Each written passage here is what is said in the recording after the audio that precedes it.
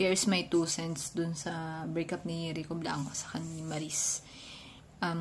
Kung makapapanood nyo yung video, makita nyo talaga dun na mahal nila yung isa't isa at kung paano in-explain ni Maris yung breakup nila. Naiintindihan ko yun kasi 27 pa lang si Maris.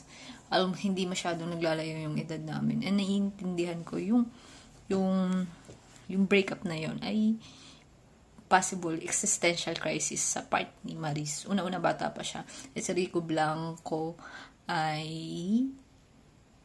meron nang narating sa industriya. Si Maris nagsisimula pa lang yung career niya. And boom na boom siya. Boom siya ngayon. Magaling siya kumanta, magaling siya umarte, maganda siya. At siguro marami siyang project na dumating. And hindi dahil sa hindi nila mahal yung isa't isa. Pero dahil kailangan pa mag-explore ni Maris. Kaya niya siguro nagawa yung decision na yun. Masakit yun for her. But kailangan niyang gawin. And naalala ko yung kanta ni Taylor Swift na Midnight Rain.